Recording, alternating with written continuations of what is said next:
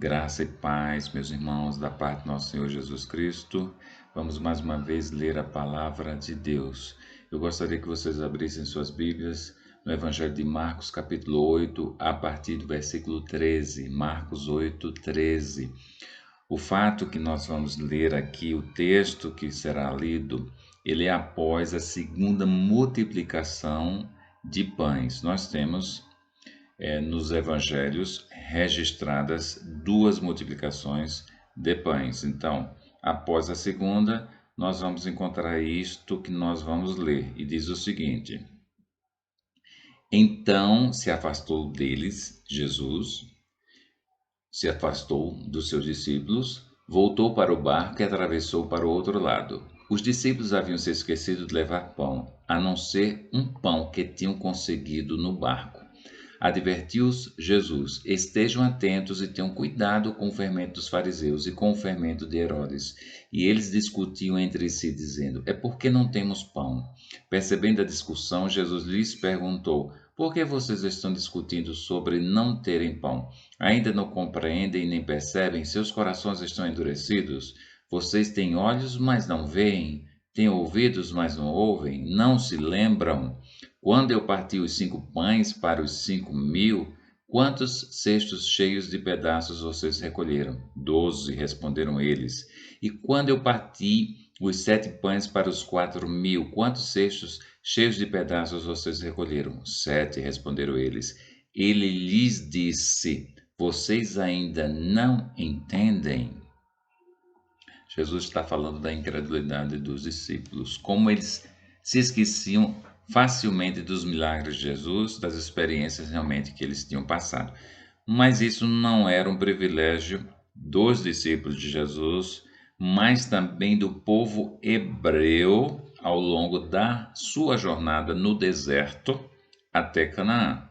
Nós estamos estudando Êxodo e nós vamos com certeza estudar muitos fatos, muita história acerca da passagem desse povo pelo deserto durante 40 anos, mas nós gostaríamos de chamar já a atenção para alguns fatos que nós encontramos aqui, particularmente no livro de Números. O povo hebreu também se esquecia facilmente das suas experiências passadas, do poder de Deus em suas vidas. Isso demonstra que é muito fácil, isso é algo muito natural e uma tendência do ser humano de esquecer o poder de Deus, de esquecer as experiências que teve com o poder de Deus. Nós realmente precisamos ter cuidado. E o que nós vamos ler aqui, o que nós lemos, já lemos, é uma advertência para que nós tenhamos cuidado em não se esquecer dos fatos, ou seja, dos milagres, daquilo que Deus fez em nossas vidas. Nós vamos encontrar no capítulo 14 de Números. Na realidade, é a partir do 13. Se você for ler, todo o livro é interessante, mas nós vamos verificar o seguinte, que no capítulo 13, alguns espias foram mandados para olhar, para observar a terra de Canaã. Como era essa terra? Deus havia prometido, Deus tirou da terra de Gósen, lá no delta do rio Nilo, no Egito, tirou milhões de pessoas e conduziu essas pessoas durante o deserto para a terra de Canaã. Então, enquanto eles estavam no deserto, Moisés separou algumas pessoas, realmente disse: vão lá olhar como é a terra. Quando eles voltaram e que falaram que havia gigantes na terra, então alguns se assustaram. E é interessante que no capítulo 14 de Números, versículo 1 diz o seguinte: levantou-se, pois, toda a congregação e gritou em voz alta, e o povo chorou aquela noite. Todos os filhos de Israel murmuraram contra Moisés e contra Arão. E toda a congregação lhe disse: tomara tivéssemos morrido na terra do Egito, ou mesmo neste deserto. nós vamos perceber a incredulidade do povo e a desobediência do povo. Eles se insurgiram contra Moisés e contra Deus e contra Arão, porque eles acreditavam que realmente não seria alguma coisa fácil, ou seja, provavelmente na mente deles, quando Deus disse assim, vou levar para uma terra que realmente mana leite e mel, uma terra abençoada, eles pensaram, não, é uma coisa assim, a gente vai, sai num dia, no outro chega lá, já chega com cidades construídas, com terras já plantadas, vai ser tudo maravilha, nós não vamos precisar lutar, mas as bênçãos de Deus não são dessa forma. Para nós termos, realmente para nós conseguirmos alcançarmos as bênçãos de Deus, requer lutas. Mas eles não entendiam assim e se esqueceram do poder de Deus, dos milagres que Deus havia feito, que nós vamos estudar, provavelmente, lá no Egito. O Deus que havia feito tantos milagres, certamente os colocaria lá na terra da Palestina, sem problema algum. Se houvesse realmente lutas, eles com certeza eles venceriam. Mas aqueles não pensaram no poder de Deus, não pensaram na ordem de Deus, que era uma ordem de vida, e o plano realmente era de Deus, já dito séculos passados aos pais, aos patriarcas, desde Abraão, eles não consideraram nada disso. E aí o que acontece? Chega agora, se insurgem, né? São contrários a Moisés, a Arão e ao próprio Deus. Chega ao ponto, se nós formos ler aí um versículo que diz assim, que eles, inclusive, alguns, incitaram o povo para que apedrejassem, provavelmente, aqueles que trouxeram essas notícias, como Josué e Caleb, e que acreditavam no poder de Deus e que acreditavam que iriam habitar realmente na terra de Canaã.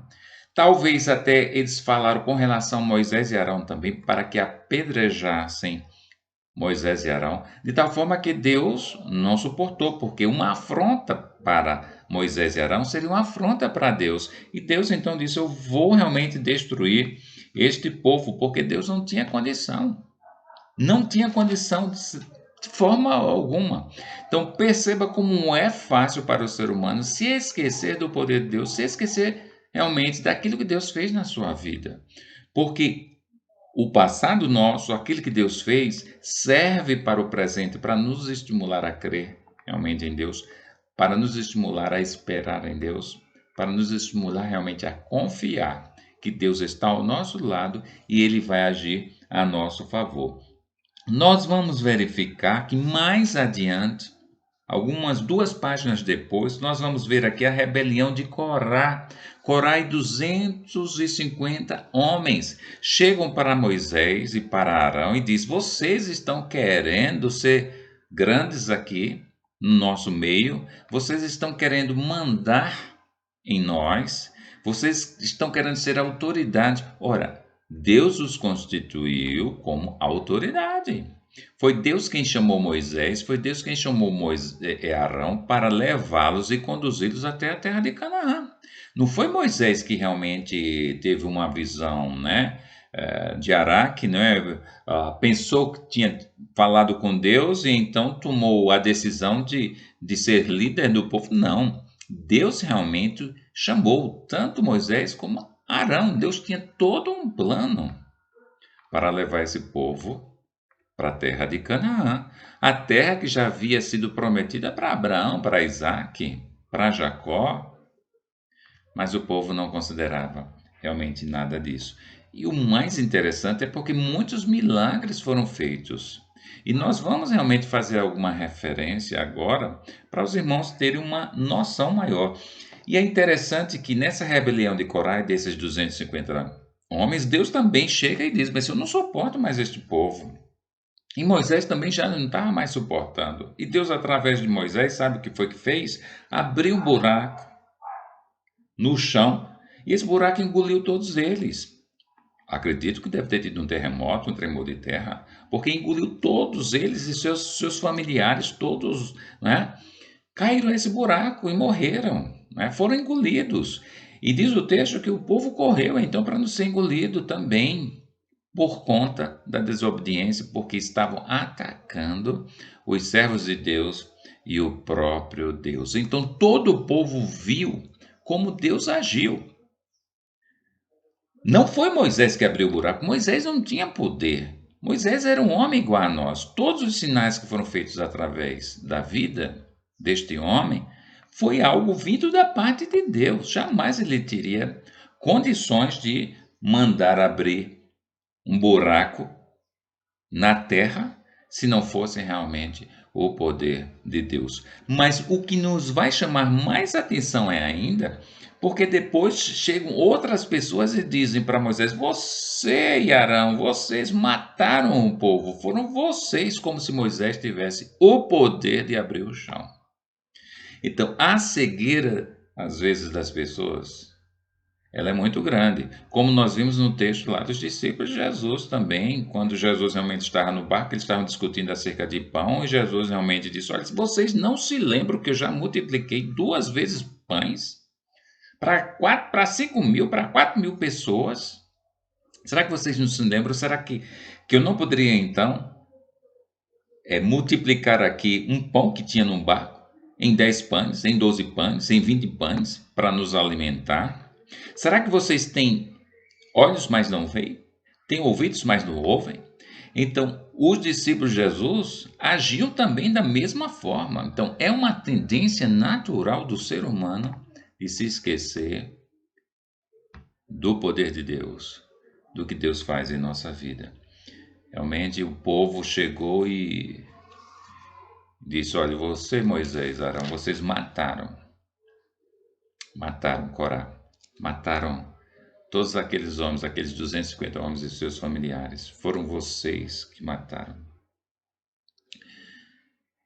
E questionaram realmente a autoridade de Moisés, mais uma vez, e a autoridade de Arão. Mas eles estavam ali liderando o povo, a mandado realmente de Deus. E eu gostaria realmente de também chamar a atenção de todos vocês para alguns detalhes que nós encontramos realmente no texto, aqui no livro de Números, e que nós encontramos realmente ao longo do texto sagrado. Nós temos essa tendência realmente de se esquecer, né? De nos esquecermos do que Deus faz em nossa vida. Por isso que no texto sagrado nós vemos que há muitos símbolos, especialmente, particularmente na religião dos judeus, dos hebreus. Os símbolos eles servem para nos lembrar daquilo que Deus fez. Por exemplo, nós usamos uma bandeira, né? Os países têm bandeiras para nos lembrar da nossa nação. Nós temos hinos. Antigamente, os colégios, não sei hoje, acredito que não se use mais isso, mas sempre tinha um dia na semana que a gente cantava, hasteava a bandeira, a gente ficava numa posição de respeito para a gente se lembrar da nossa nação e a gente aprender a honrar e a respeitar a nossa nação. É interessante que os americanos, norte-americanos, né, lá dos Estados Unidos, isso já é muito deles, eles têm um orgulho do seu país, então eles têm bandeiras em suas casas, como nós temos às vezes alguns objetos que ornamentam móveis, eles têm bandeiras em seus móveis. Fora de casa eles hasteiam também a bandeira lá dos Estados Unidos. Eles têm prazer de honrar e de respeitar a sua nação, então o símbolo serve para isso.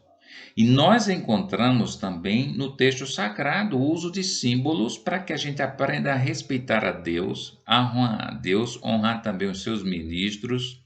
Lá não existia bandeira, a nação, naquela época, a nação de Israel, o povo de Deus, ele não tinha uma bandeira como nós temos no dia de hoje, mas eles tinham outras coisas, como por exemplo a arca que Deus mandou que fosse construída. Ela era toda revestida de ouro, era guardada no Santo dos Santos, em um compartimento do templo, do tabernáculo. As pessoas não podiam olhá-la quando estava dentro do templo, a não ser quando eles eles mudavam de lugar, porque primeiramente o templo ele era desmontável para acompanhar o povo no deserto. Então, os objetos também eles precisavam ser conduzidos. Então, ficava à mostra, os objetos ficavam à mostra. Mas, assim, eles não poderiam ser tocados por qualquer pessoa. Existe toda algo interessante é, em cima de todas estas coisas que nós estamos falando. Mas existia essa arca, que era realmente uma representação do próprio Deus, que deveria ser respeitada. Dentro dessa arca, nós vamos ver que existiam três elementos. Você pode ver aí em Hebreus capítulo 9, abra aí, Hebreus 9, e o versículo 4. É interessante a gente ler, não é? Já no Novo Testamento, diz bem assim, que a arca da aliança era totalmente coberta de ouro, e nela, dentro dela, estava uma urna de ouro contendo maná, o bordão de Arão que floresceu e as tábuas da aliança. Então nós vemos que tem alguns objetos, também alguns símbolos. Primeiro, as tábuas da aliança, ou seja, do concerto, do pacto, do acordo que Deus fez com o povo de Israel. As tábuas que Deus escreveu com seu próprio dedo, é assim que o texto realmente se refere, ou seja, o poder de Deus, de alguma forma, nós não sabemos exatamente como foi, com detalhes, como Deus escreveu ali nas tábuas, mas ali estavam os 10 mandamentos, representando esse acordo, esse pacto entre Deus e o povo. O povo realmente deveria honrar a Deus, obedecer os seus mandamentos, então Deus os faria, né? Faria desse povo um grande povo, um povo particular, um povo especial na face da terra. Então aquelas tábuas representavam essa aliança entre Deus e o povo. Estava ali dentro da arca um objeto, um vaso, um recipiente de ouro com maná, representando a providência divina. Eles, durante todo o período que estiveram no deserto, atravessando o deserto, não faltou alimento. O maná realmente caía do céu. Só não no sábado, mas nos outros dias realmente o maná caía. Eles apanhavam, era como um floco, como uma semente, eles apanhavam realmente o maná e coziam, né? Faziam bolos. Não sabemos se eles tinham outras receitas, várias receitas, mas o importante é que eles eram alimentados. Nós temos o nosso feijão e arroz todos os dias. Nós temos também o nosso pão, geralmente comemos todos os dias. É certo que nós temos uma diversidade muito grande de alimentação, mas naquele tempo não havia. Eles já estavam acostumados a uma comida simples. E Deus realmente mandou esse maná, e certamente era saboroso, eu não tenho sombra de dúvidas. E o maná representou a providência de Deus. Deus realmente, ele cuida de nós, é como o Salmo 23, é como também nós encontramos no Sermão do Monte de Jesus, quando ele diz bem assim, que a gente deve olhar os pássaros, os lírios do campo, como Deus cuida de todos eles. Se cuida deles, então cuida de nós. Então aquele maná realmente representa o cuidado de Deus, a providência de Deus, o alimento de Deus realmente para o povo. Deveria estar guardado ali, dentro da arca, representando, simbolizando o poder de Deus em nossas vidas. Ainda que eles não pudessem ver e tocar, mas isso era sempre referido, isso era sempre lembrado. E eles sabiam que esses objetos estavam ali guardados, assim como a vara de Arão, que é algo interessante. Arão foi questionado porque liderava o povo, como se ele e Moisés realmente estivessem, na realidade, dando a si mesmos o poder e a autoridade de governar o povo, porque eles pensavam assim: vocês estão querendo ser maiores do que nós. Mas na realidade, todo o poder, toda a autoridade vinha de Deus. Então, Deus, para confirmar a sua escolha, ele mandou que todos os príncipes de Israel, do povo hebreu, que seria o chefe, o líder de cada tribo, nós sabemos que nós tínhamos 12 tribos, Uma tribo seria Levi, a tribo de Levi, e seria representada pelo próprio Arão. O nome estaria no próprio bordão, no próprio cajado, né? Seriam 12 bordões, 12 cajados que serão escolhidos. Os nomes dos príncipes de cada tribo seria escrito no bordão. Esses bordões, esses cajados, essas varas seriam colocadas no Santo dos Santos. E Deus disse: olhe, aqui brotar, a vara que brotar, a vara dessa pessoa, quer dizer que essa pessoa é aquela que foi escolhida por mim. Ou seja, ali estaria escrito um nome, e esse nome é o nome da pessoa que eu escolhi, que vocês devem respeitar, que vocês devem honrar, porque realmente é um ministro que eu enviei, é um líder que eu enviei para guiar vocês. Realmente, diz o texto, se nós formos ler aqui no livro de Números, que a vara de Arão, ela brotou. Olha, e não só brotou, mas saiu flores e frutos, as amêndoas. Eu me lembro realmente de uma planta que tem aí em Paulo Afonso, nos terrenos aí, nos terrenos baldios, no mato, quando a gente vai para o acampamento, por exemplo, a gente vê muito dessas plantas. Ao longo também do caminho aí para a Malhada, também nós vemos. E no inverno ela realmente fica sem folhas, parece que está morta, seca, mas não está. Certa vez eu cortei uma dessas árvores para fazer de uma árvore de Natal, né? Algo diferente. E encravei no concreto, peguei uma lata de tinta, coloquei concreto e realmente encravei esse caule dessa planta lá, sem raiz, sem nada. E usava de vez em quando, né, em dezembro. E depois de alguns anos, foi interessante porque aquela vara brotou, sem raiz, no concreto, mas brotou. Saiu algumas folhinhas. E foi interessante isso. Mas o que aconteceu aqui com a vara de Arão foi totalmente diferente, porque ela brotou da noite para o dia, de um dia para o outro.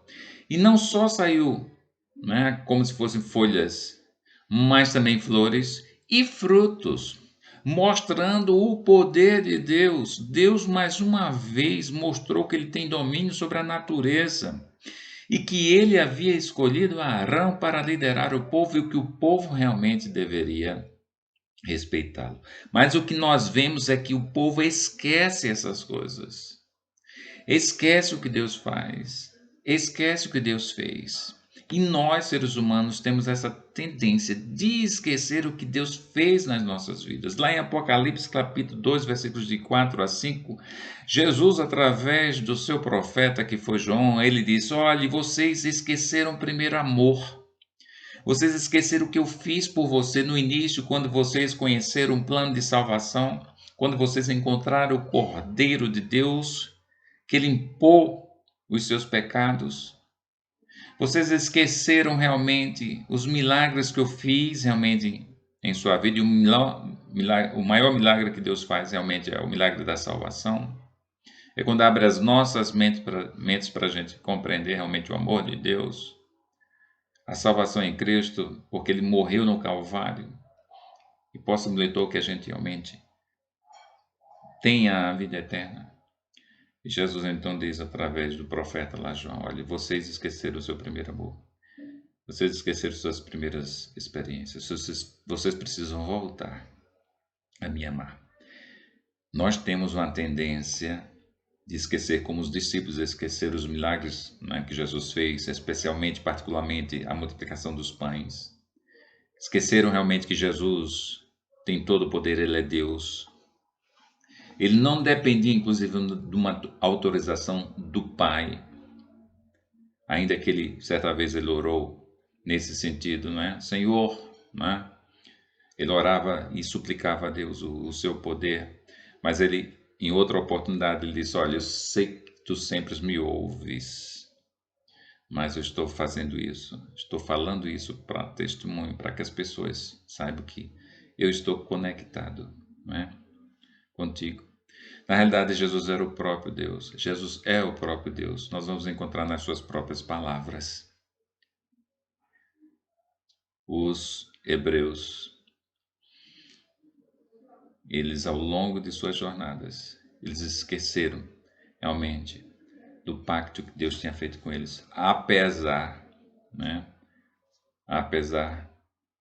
da demonstração de poder, de grande poder. Há uma tendência realmente de nós procedermos da mesma forma. Tanto é que o texto, nós vamos ver isso, o texto aqui do Pentateuco vai nos informar que toda geração que saiu do Egito, ela pereceu no deserto. Não entrou na terra prometida. Deus não permitiu. Deus não deixou por conta da incredulidade. Por conta da insistência em rejeitar os servos de Deus, pela insistência de não confiar na palavra de Deus, nas promessas de Deus, então Deus realmente cansou, vamos dizer dessa forma. Deus cansou com a insistência do povo em ser desobediente. É uma lição para nós, para que nós possamos nos lembrar das promessas divinas. Os símbolos, eles servem para isso. E o maior símbolo que nós temos hoje em dia não é uma arca, não é um bordão, o bordão de Arão, não é o maná. Isso tudo se perdeu. A própria arca sumiu. Ninguém sabe o que foi que aconteceu com ela. Mas nós temos a Bíblia, que é a palavra de Deus. Nós temos aqui algo precioso, como o próprio salmista diz, aqui é um ouro. A gente não pode jogar fora. Na multiplicação dos pães, Jesus disse, olha, junte tudo que sobrou, coloque em cestos, nada pode se perder, nenhum pedaço de pão pode se perder, porque é algo precioso, o alimento é algo precioso. A palavra de Deus não pode se perder, não pode se perder realmente na nossa estante, numa gaveta, não pode se perder num armário, não, ela precisa estar ao seu lado, ser aberta e lida, porque aqui realmente é algo muito precioso. Realmente além de ser a palavra de Deus, é um símbolo do pacto que Deus fez com a humanidade. É o símbolo do propósito de Deus, propósito de salvar a humanidade. É o símbolo realmente desse relacionamento que nós temos com o nosso grandioso Deus. Então, que esta Bíblia, ela faça você se lembrar do poder de Deus e do pacto que Deus fez com você no sangue do nosso Senhor Jesus Cristo. Que você realmente se lembre que Deus o ama e que Deus o chamou e o comissionou realmente para pregar o Evangelho a toda criatura, para que a pessoa também tenha esperança de salvação, assim como você crê e assim como você espera um dia estar na casa do Pai. Que Deus realmente abençoe a sua vida. Que Deus realmente faça você sempre se lembrar do poder de Deus e que sua vida seja uma vida de obediência.